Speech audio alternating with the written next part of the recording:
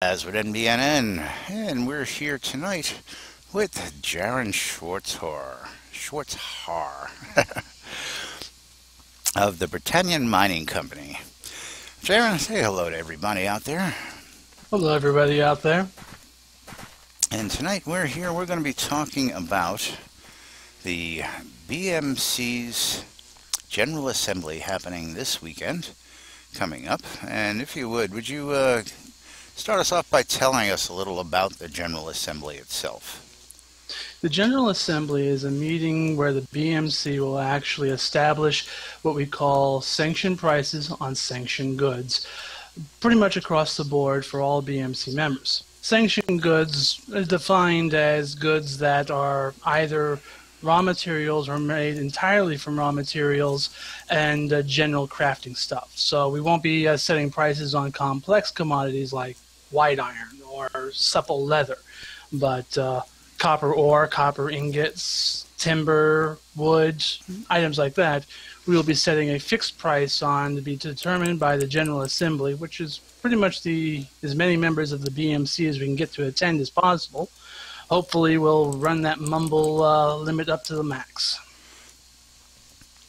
And once we've set those prices, the people of Novia and all of New Britannia, for that matter, don't want to leave out the Hidden Vale, will be able to take advantage of consistent prices for base commodities. They will know that there is at least one place they can go to find the prices on their goods, and they will know what that price is well in advance of ever setting foot on one of our vendors.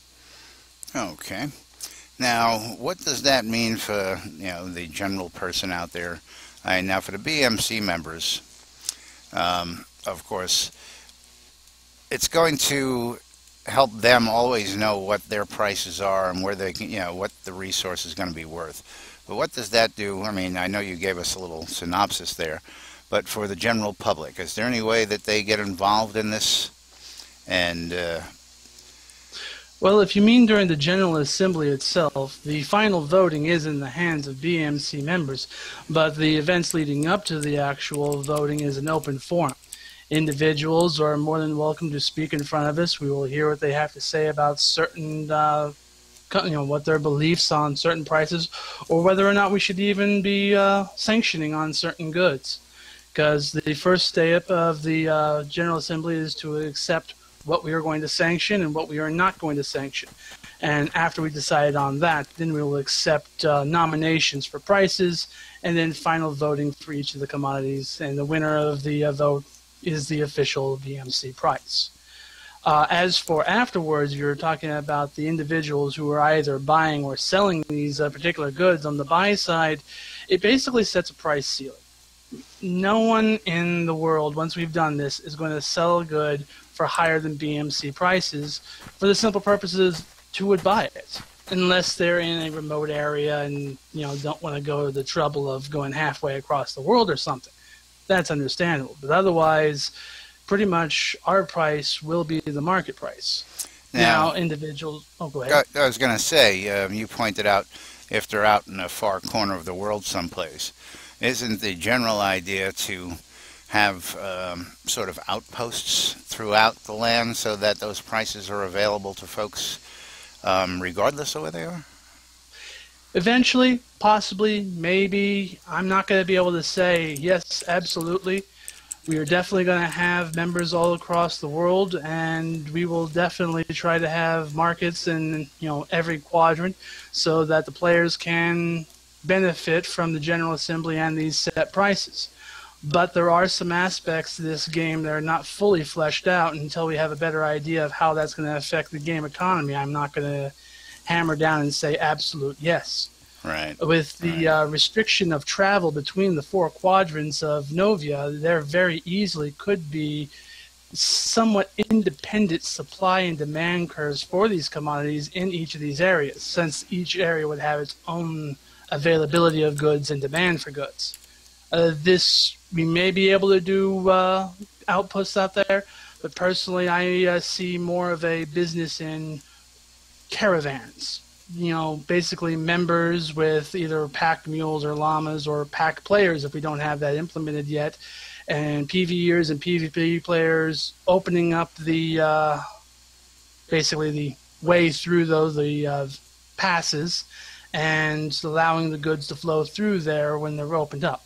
But that is also not set in stone. Really need to see how the world's going to be built up. That makes sense. Now, give me a second here. I'm looking for something. I don't know if I have a copy on me. I'm looking to see if I have a copy of the book for the assembly. Ah, Do yes. you happen to have one handy by any chance? I didn't know there was a book. Someone made a book, didn't tell me. I believe that would have been Kendrick. Oh, wait a second. Yeah, that's the same as my forum post I put out there. Yeah, okay. I know the book you're talking about now. I'm actually looking for either or. I'm having a hard time finding the forum post over here. I could probably get you a link on that. And if you would. Give me just a moment. Now, meanwhile, for everybody out there who's watching the stream, and if you have any questions, feel free to chime in on our chat here. You can go to nbnn.info, click on the video, and that'll bring you to Twitch. Or you can just go to twitch.tv/NBNN News and ask questions there. Events. You're catching me in one of my bad habits. I talk to myself. That's okay. I do that every once in a while myself. Well, I'm not used to having an open mic. Okay, I'm going to post it to our room in Mumble. All right, here we go. And feel free to publish it.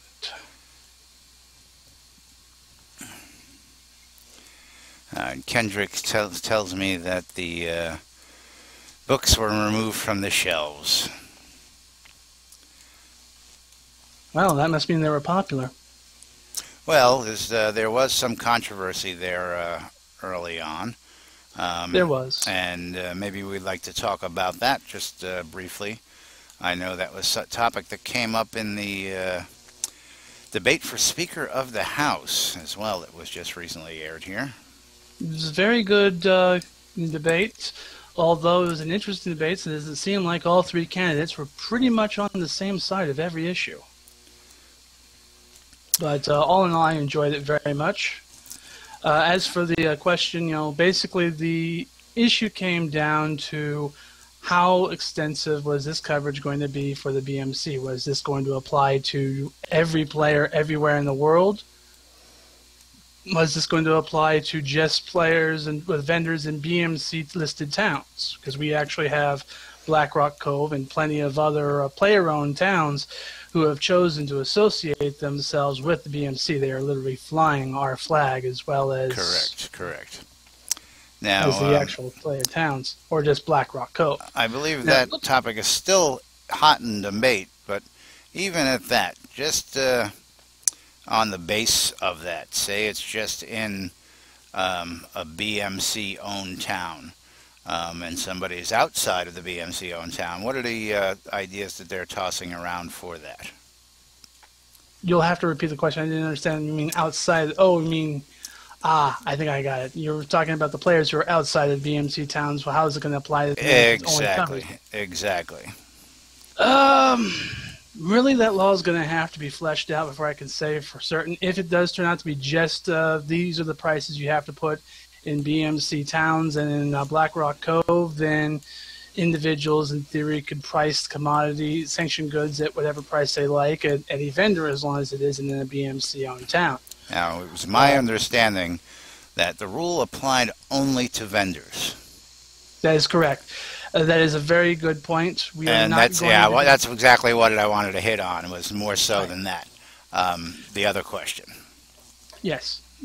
Basically, the BMC prices only apply to listings put on either public vendors or on player-owned vendors. You can actually, BMC player would still be able to sell goods at other prices if it was agreed upon, as long as through a private trade. As long as it doesn't touch a public vendor, that would violate no rules. So it's not limiting our members by any stretch, except in the area of vendoring.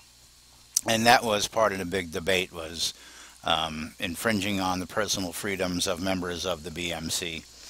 Yeah, Actually, I have to that statement did get bandied around quite a bit. In the end, though, had already determined that it was only going to cover vendors. I mean, the debate on that area came from, well, you know, right, right. certain members thought that player-owned towns would not be covered under that, and it would only be Black Rock Cove that General Assembly prices would apply to. Gotcha, gotcha. But it Now, looks like it's not going to be coming down that way. now, of Fortunately. course, there's always the option, and of course, there's going to be people who are not that type of merchants. You know, there are people who are not going to be dealing in the raw materials, as it is. There are going to be smiths out there and leather workers, and they're going to ply their trade elsewhere. And you know, this doesn't affect them too much, except for the fact that they know inside a player-owned, you know, a BMC town, they're going to be able to have a stable price for their resale value of their other goods. Very true.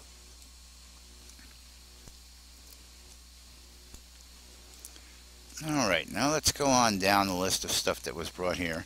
Now, we actually had some questions that came up that you had answered, but you know, one of the things that was listed in the Q&A, or the FAQ as it was originally, was if I'm not a member of the BMC, why should I come to the General Assembly? Well, there's several very good reasons. Pretty much anyone who's either a crafter or already a seller of raw materials would be interested in knowing how we're going to be actually setting these prices, what prices we'll be selling at, and I would think that would apply to many people outside of the BMC. There's also the chance to actually see the BMC's, darn it, hold on here, it's been a long day, mine's not working the way it should be, democratic process to actually how everything is voted on openly for all to see. Also, you would be willing to, you know, speak at these events, so you feel that, you know, this price is too high or this price is too low. You know, you'll be able to petition the BMC and potentially affect our vote in that way. Zeke's gone so far, sorry, gotta be more polite here, Duke Ezekiel Cooper has gone so far to say that you could actually, what's the word he used? The process of convincing politicians to vote one way, there's actually a whole profession defined behind. I'm drawing a blank on the word. Basically try to influence the vote directly through Outside influence? There's a specific word for it, and it's usually not a kind word. Yeah, okay. I know, I get tongue-tied every once in a while. Oh, well, I have a better head for numbers than I use for it sometimes. Now, talk to us a little bit about the numbers. How do we base what is going to be a number that's put out there? Is this just going to be Joe Smith says he's selling for 400 and he gets it all the time, and John Smith says, well, I only sell it for 250 and I'm making a killing, and Jane Smith says, well, I get 700 where I am. How do we come to that consensus? Well, that is a way that nominations can be submitted, but the Treasury has gone further than that for the BMC. We have actually been monitoring the prices of these commodities pretty much since public vendors have been on the face of Novia. We have months worth of basically prices for all of these goods, and I've established what I would consider an acceptable range, with approximately the average price that we've seen in the previous release, not the previous release, but since the wipe before last to the latest wipe, you will actually have the average price for there, and I've set that average price as the ceiling, because I do not feel that BMC prices should be above average. Then I established a price floor by figuring out a statistical value called standard deviation, which is basically a mathematical variance, that measure of variance. Basically, you can say that 66% of the time, a value for a price of anything will be within one standard deviation plus or minus. So I set that as the floor. So basically, I've come up with a high range and a low range and then figured out what the exact middle was, and I've put that forth as acceptable ranges. And we've been keeping an eye on the marketplaces since release 20 dropped, and actually have seen that the prices in the markets are definitely within there. I'll be bringing up our observations for those prices as well during the General Assembly. And I imagine that we will see a price somewhere in that area end up being the final General Assembly price. So we have put a lot of work into this, a lot of math, and a lot of basically a lot of noting what the market's doing and recording of that data. Which case I would like to throw a giant thank you out to Onyx. He is my financial advisor within the BMC. He's my right-hand man, and he has been very diligent in working with the purchasing agents, some of whom I've lost recently. By the way, and that happens. We need to go into that. But that happens. I lost them due to promotion. I keep recruiting good people, and they get promoted on out of your office and make their way up the ranks. But that's not a bad thing. No, it isn't at all. Not a bad thing. Well, not for the guild. For me, on the other hand. Right.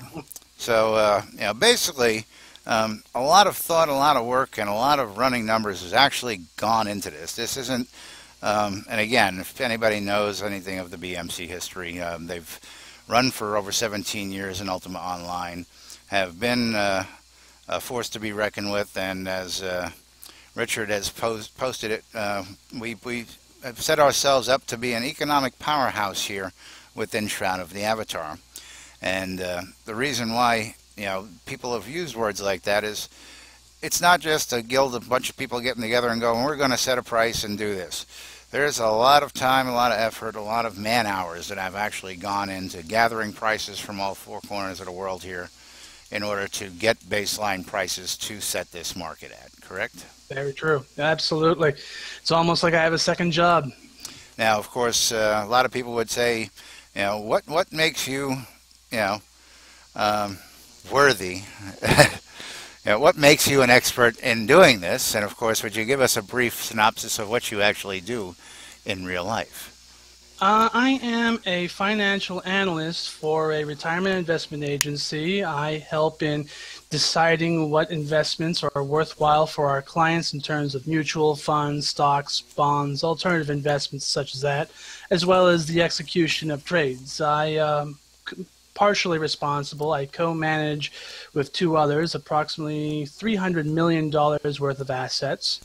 I have both a bachelor's and master's in business administration. The bachelor's degree came with an emphasis on finance and economics. The master's degree, while I focused mainly in those same areas, they did not have specialized degrees at that level. And they figured, just being a master's is good enough. Good enough for me too. Just a wee bit above my pay grade there. But look on the plus side, you don't have my student loans to pay off. That's right. That's right. Anyway, a more than qualified candidate to actually handle the task that we're talking about here. I know there have been questions of, again, how are they going to do this? Who's going to set the price and how are they going to gauge that? And this is just a, sort of a casual interview to where we can get this information out to the world and go, folks, we're not doing this lightly. There's been a lot of preparation time and, so, again, associated man hours pulling something like this off. Now, of course, this will hopefully keep a stable economy and allow the game to run, what's the word I'm looking for here now? A more smoothly, it comes to my mind, but also promising good economic growth without the wild variations you often see in market prices inside video games. Now, you'll see a lot of good representations of that right now on public vendors, where people will be going anywhere from 10,000 for an item, and the next guy comes along and goes, I don't need that much. I only need 5,000 for that item. And then you get the guy who goes, hey, it only cost me 200 to make, I'm going to sell it for 1,000 and undercut everybody else. Mm-hmm. Um, and of course, with crafted goods, that's that's what The the free graphic market goods, is all yeah, about. But when it comes to the staple exactly. goods to make those goods, there needs to be some consistency in order for the world to work properly. What we're dealing with here is in economic terms, non-differentiated goods. Non-differentiated goods means that the ore that I mine is no different than the ore that you would mine, Lazarus. So in Okay. theory, all the prices should be the same because it's the exact same item. There's no gain by paying more than what the bottom price would be. So this wild volatility in the commodities markets really doesn't serve much of a purpose. It really doesn't help the miners, except when it's up high, real as the sky, and it doesn't help Right. the crafters because they have no idea what they should charge for a suit of armor. So, by establishing at least a ceiling on those prices that we feel is a reasonable price, we are going to be setting up an economy where the game can prosper and the crafters can prosper, and the miners can as well. We are not going to be setting a price that I think is unreasonably cheap and certainly not unreasonably high. Good, good. Okay, and let's see, what do we have next on this list here? Now, for other guilds, there was mention, should guild emissaries from these other major guilds attend the General Assembly? And of course, the BMC does welcome all to come and say their piece and, toss their ideas into the hat for consideration. Is that correct? That is correct. I intended to speak to someone in our officer corps to, serve as an emissary and visit some of these, other major guilds to make certain that emissaries would be there. But I'm afraid that other things have interrupted, and I've been rather remiss. So, any guild leaders or guild members outside the BMC who is watching, consider this your open invitation. We would be glad to have you here and be welcome you properly inside Mumble, and you can hear the entire process go down. There we go. And of course, that's part of the reason for our interview here. For people just to hear what you got planned for it, to explain the process of what's happening and why it's happening. And, again, I guess we're qualifying you, people would say, as to why, you are the expert who is running this behind the scenes for the BMC. And I think you're qualified. You get one thumbs up Well, there. thank you. We'll give him two thumbs up there from Lazarus. Just I like in the game there. Now, there was some questions asked. This interview was originally scheduled for a week ago, and a couple people asked some questions in the forum, and of course you graciously answered those. So would you like to touch on those topics, and we'll go over this for the folks Certainly. who are watching now. And let's see where we started from and where... Actually, you may want to pick the starting point on this, Let me take a considering look you're here. you're the one who answered all the questions already. And this was under the NBNN Presents. It's a very nice dance there, Milty. All right, let us start. Well, why don't we go ahead and start with Elhayam's question about paper currency. That was an interesting concept, but Oh yeah, I forgot about that one. I did let's go forget ahead and about start that with one. him, and then we can continue on the Striker Sparhawks follow-up, although it's somewhat answered in the first one.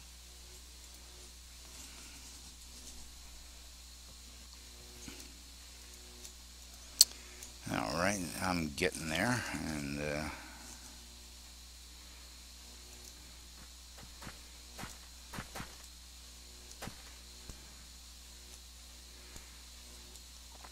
we're starting with Ethereum, you said? Is that how you pronounce it? No, not Ethereum. Eliam. It's right after your yeah. first. Okay, and the question, of course, is what would happen if the BMC started handing out paper currency using player-written books? Notes with titles like "Redeem for 1,000 gold from Jaron of the BMC." What effect would that have on the economy? And that was an absolutely great question. Absolutely, very interesting question. I enjoyed answering it. The first thing is you'd have to determine whether or not you actually have any of that currency on hand. If you're writing paper money for currency you already have, there would be no effect on the economy. It would be an IOU, which, interesting enough, is what all money boils down to, is just an IOU that everyone really, really believes strongly in. Now, if we were writing paper money for currency that we did not actually have on hand, this would actually be detrimental to the gold economy as a whole, because that could be, and that's a big could right there, accepted as fiat for gold, which means that the BMC would literally be printing their own gold and increasing the supply of gold as a whole. Now, this would basically be an inflation-driving event. There would be more, quote-unquote gold because of the paper money we're putting out there, which would cause prices to escalate because the gold would be worth less than it was prior due to the increased supply. The BMC generally would not, as long as I'm treasurer, we're not going to be writing paper money unless something changes extremely in the game. And although in the extreme hypothetical that we were to write currency, we would probably do it not in in-game gold, since the only reason I could potentially foresee us issuing a paper currency in that manner would be if we started losing faith in gold due to high inflation. If Portalarium was not able to implement an appropriate number of gold siphons to keep inflation in check, we started putting out our own currency because it was more stable. But we would price that currency not off of gold, but it would be redeemable for hard commodities. Basically, 100 Britannia BMC bucks, for lack of a better word, would be redeemable for a certain amount of copper ore or copper ingots, and those exchange rates would be determined by the General Assembly. But in the end, there's a two-tongued gorilla in the room that's saying, you're not going to do that.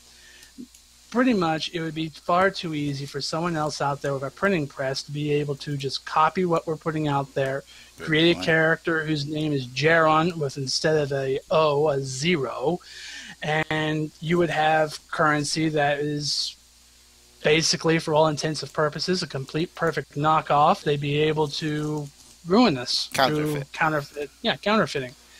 So pretty much we would probably try to avoid doing that. And then in the end, we also have complete faith that Portalarium is well aware of the issues concerning inflation. We've seen them trying some different things here and there. The most recent is the increased cost for training, which is a definite gold siphon to help, keep anyone from amassing tons of gold and turning this into a massive gold sink like you see in so many other MMOs. So don't see that happening. Now, of course, what would stop another guild or entity in the game from trying to do that, and what kind of effects would that have if they did? Would that really influence it, or would the impact of the General Assembly's base prices avoid somebody from, or keep somebody from doing that and eventually ruining the economy? The only way that they'd be able to truly ruin the economy by issuing out paper currency would be as if they somehow were able to gain the full faith of the gaming community. Everyone would really have to believe that this paper that they're printing is worth something. And they'd have to have some way to avoid other people counterfeiting their currency as well. I mean, if they could overcome those two major hurdles, then they could set up a separate currency within their economy and establish their own exchange rate. How would this affect the economy? To be honest, I'm not entirely certain myself. If they tried to set it up as a gold-based, basically it's based off of gold, and people accept that, it could make inflation problems insurmountable. If they go the path that I mentioned, where the commodities are based in actual currencies, not currencies, but commodities, it may have no effect on gold whatsoever. So it is a giant question mark. I'd be interested to see someone try it. I'm not going to recommend we do it. Matter of fact, I contemplated doing something similar to that in issuing out what would be effectively commodities futures. You know, printing off the bearer of this book has the right to buy so many pieces of copper at such and such price. But then the counterfeiting problem came to mind. I was like, no. Interesting, interesting. I never even would have, even given it so much as a thought to something like that. But it's good to see that somebody's on the ball with that. I thank you. And, of course, we just had our very first photo bomber here in the interview. Milty Edwin is dancing naked with his cape on up there on the wall behind us. So we'll give him a shout out for that. As Lon walks up and says hello. Hello, Lon. I imagine he's not watching. You should yeah, there you go. Always got to give him that information. Okay, so let's get back to the questions over here. And then, of course, you said Stryker's follow-up. As a follow-up to that, is how closely does the internal economic systems match those of the past U.S. timber and mining companies with the inclusion of the company store and script management? You want to break this into the two parts it's in, or you want me to finish the rest of the question? I'll go ahead and finish the rest of the question. And then, of course, the second part of the question is, do suppliers for the store only come from internal membership, or are those approved external contracts? The first part, as for script management and all that, as I said, it is highly unlikely that we are going to be issuing any sort of script or paper currency, or will require a company store to accept that. As I mentioned in what I said on the actual forum post, the type of system that got utilized in the early timber and mining industries was far too easily exploitive of the miners themselves. That side of the system always ended up being unfair for someone in there, and that's not what we're about. As for company stores, we're not really going to be having so much of a company store as entire cities, and every individual who wishes to put out a vendor or put items on a vendor at sanctioned prices will be a part of the company store. We are less of a, well, we say we are a company, we're actually more similar to a union. We actually band together, we agree to a set price, and we help each other out in those scenarios and ensure that, our own economic growth continues. Alrighty. And yeah, I never thought about that. It could be looked at as more of a union, just because of the way everybody does get along, functions, and yeah, interesting scenario there. Now, as for who's going to be stocking guild stores, well, as I said, it's going to be every BMC member handling their own vendors or handling vendors owned by other BMC members or public vendors. So in the end, it will be us stocking our store. Although as for allowing for outside contracts, if enterprising members of the BMC wish to engage in contracts for commodities with members outside of it to be then turned around and sold on our own vendors, that is perfectly permissible, and I wish them all the best in doing so. I do know that there has been several scenarios within the guild where minerals and raw materials were supplied at fixed prices from one member to another. I see no reason that could not be happen outside, although I would say that all BMC members engaged in that type of contract would do well to honor their obligations fully, because we wish to be known as a honorable group of merchants. Absolutely, absolutely. And then what else did we have down there? Let us see.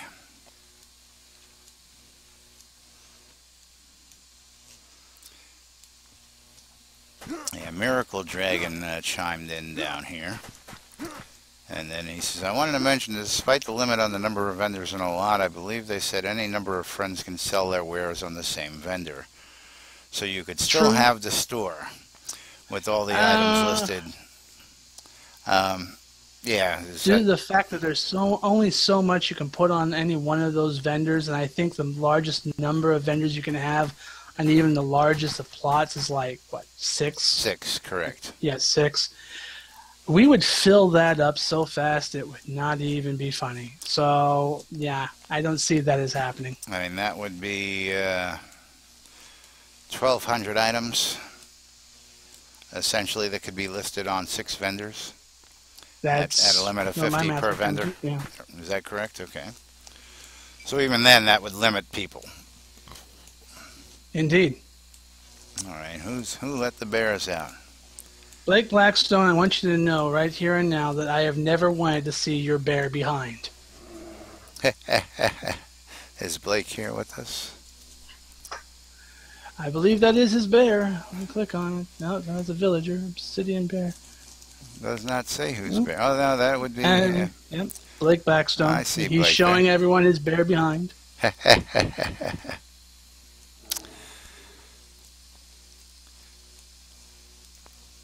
Yeah, he's got the most ornery bear I've seen. That bear sticks his nose into all sorts of things when he's roaming around here.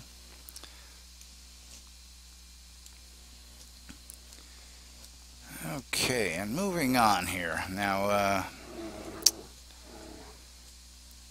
coming up, of course, this Saturday, this is all going to happen. Where is the actual location of where this is actually going to be happening? We know when it's happening. Where is it taking place? It's going to be taking place at Black Rock Point at the same arena that the debates last week were held at. Okay, so where the debates for the Speaker of the House were held. Precisely. I gotcha. That's Black Rock Point. Mm-hmm. And do we have an official zone designation that we can shout out to the folks for that here? I do not know. I promised I would update my posting with that information. Generally, if worse comes to worse, you can always use Jaron Schwartzhaar.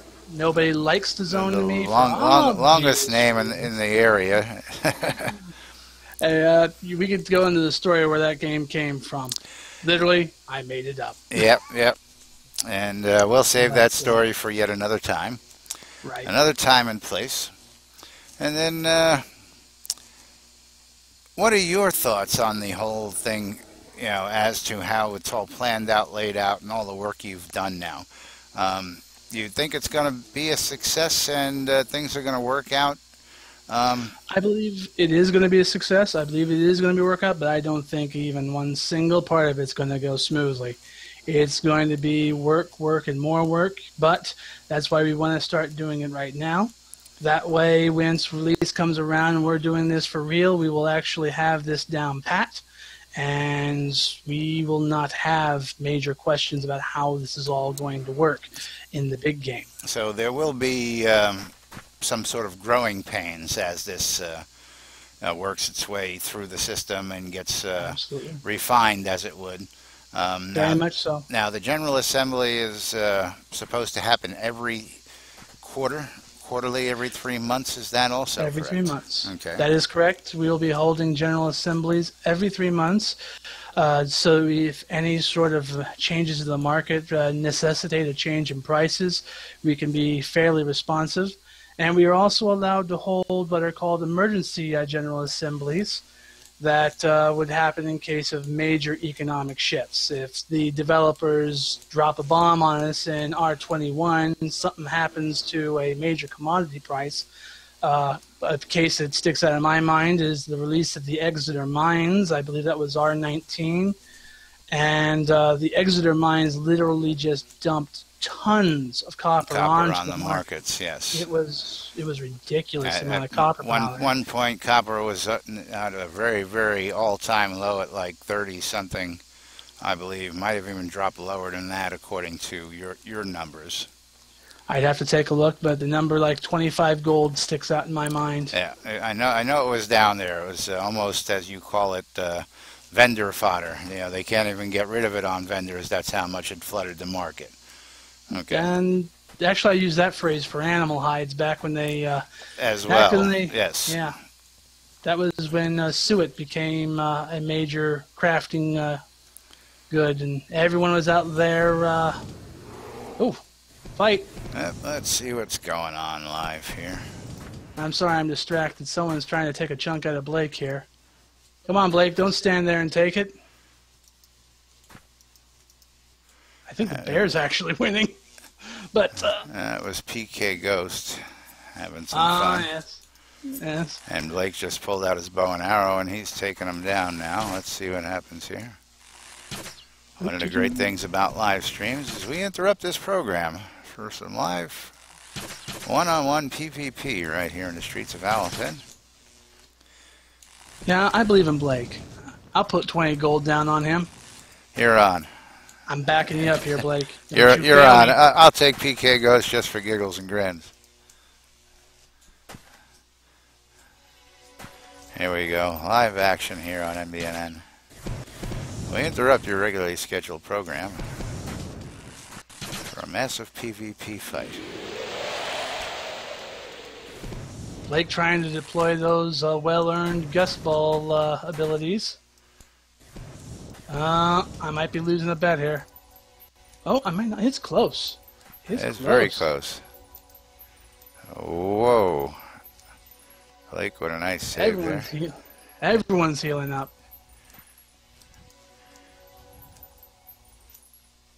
Are they going to continue now? Oh, yeah, they're going at it.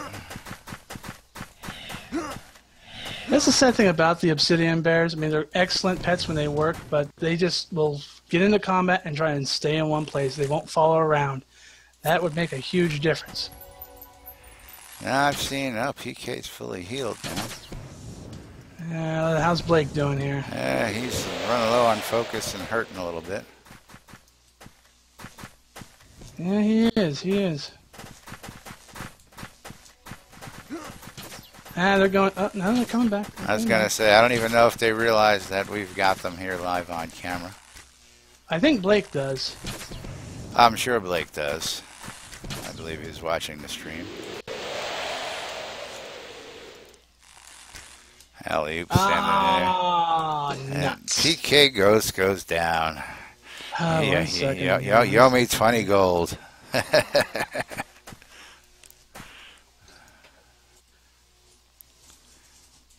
There you go. Thank you, fine sir. Not a problem. A nice gentleman's bet there.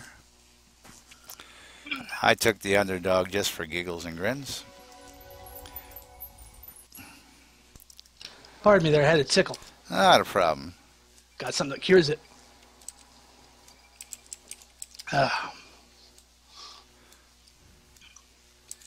Now, what was the question we were on before that highly entertaining fight? Well,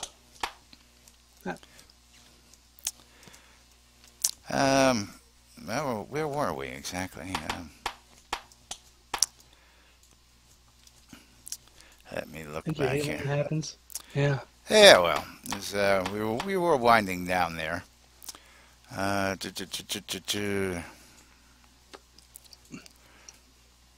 We passed the limit of the vendors on the lots. I passed all that.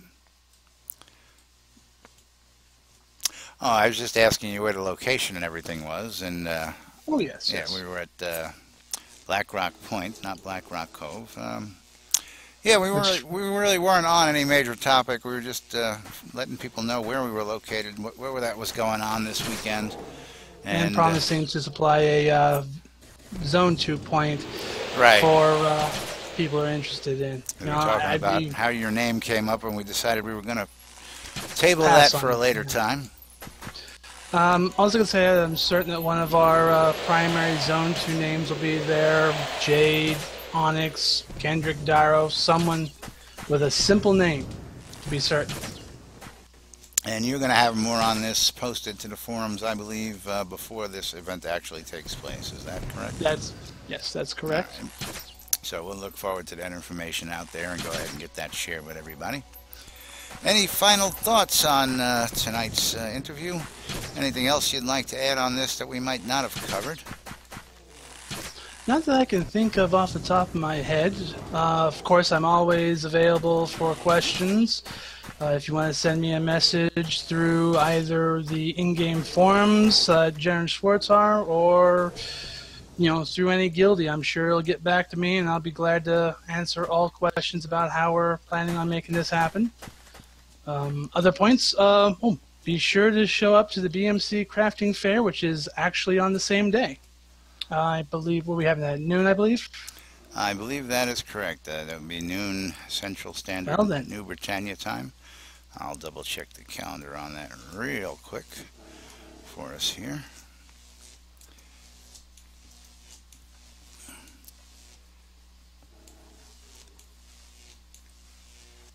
And yes, BMC Craft Fair is at noon.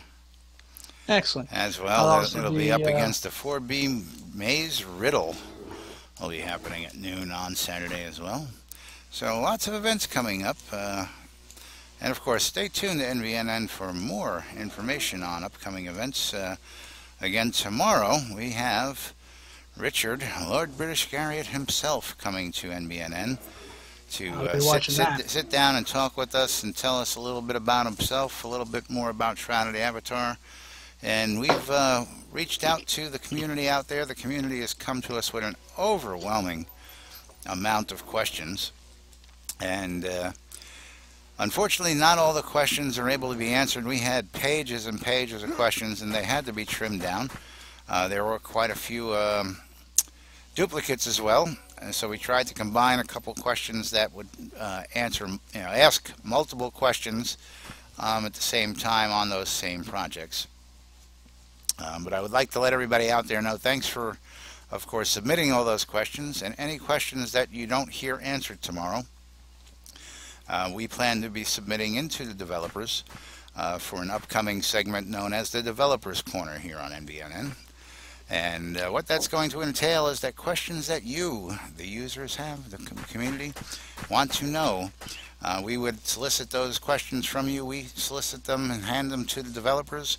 And then the developers will come join us during one of our regularly scheduled programs to answer those questions for you.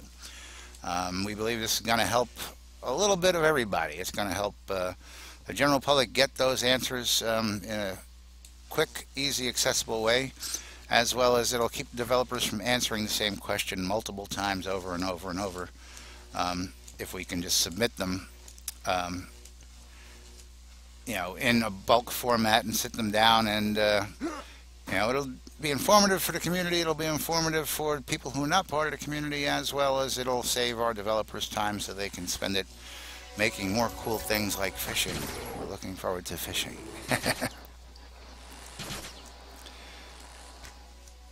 Alrighty, and with that, Jaron, we're going to go ahead and call it a night then. As maybe Thank you very much. We'll sit here and watch these guys duke it out a little bit more. Yeah, Blake won the second one. I should have bet on that one. I wasn't looking at that. I was still concentrating on our focus. Whoa, that was a near miss. Looked like that one almost went right through my head on screen. I'm going to have to look at that in the replay. Yeah, almost pulled a William Tell. I'm telling you. Alrighty, Jaron, thank you very much for your time this evening. Again, come join us out at the BMC General Assembly on Saturday. Get your voice heard, see what's going on, and what more can I got to say about it? Pretty much we got it covered. We'll hope to see you all there. Alrighty. Thank you again. This is Laz with NBNN. Thanking you all for coming in, tuning in, watching. We'll see you all next time on NBNN. Thanks for watching.